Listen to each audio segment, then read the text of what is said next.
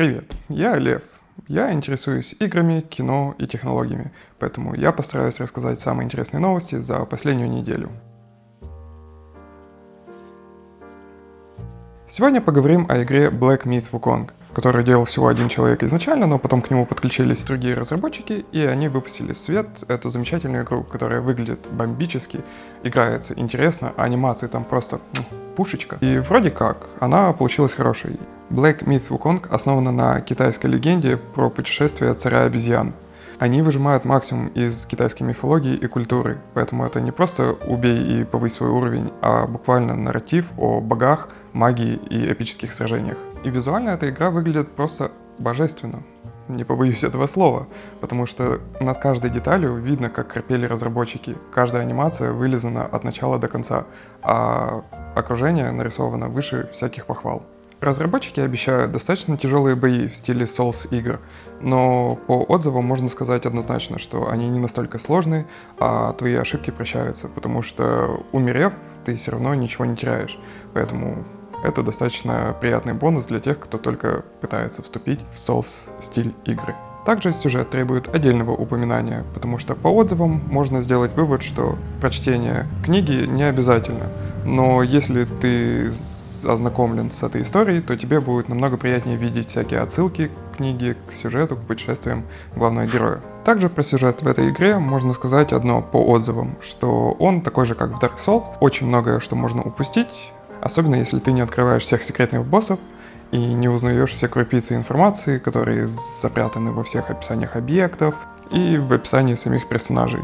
Поэтому, если вы пришли в эту игру за сюжетом, скорее всего, вам там будет не сильно комфортно. Также Apple провела презентацию недавно и показала на ней новые телефоны, наушники и часы.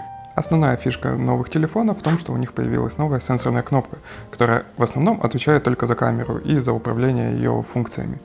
Это достаточно прикольное нововведение, как по мне. Единственное, что меня смущает, почему в обычных айфонах нету экрана на 120 Гц, а всего лишь 60.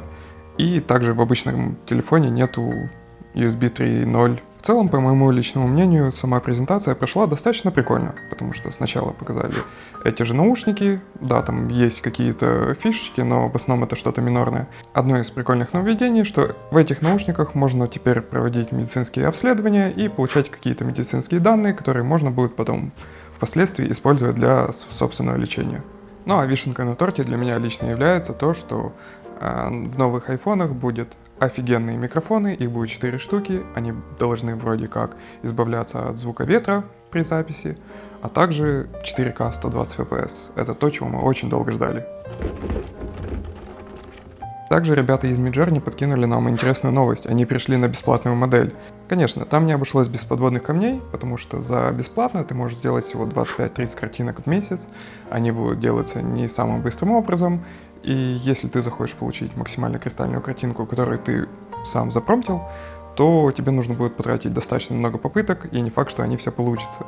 Но в любом случае для теста, для базовых каких-то вещей это отличная новость для креаторов, для дизайнеров и всех остальных, потому что бесплатные сервисы всегда крутые, поэтому однозначно лайк.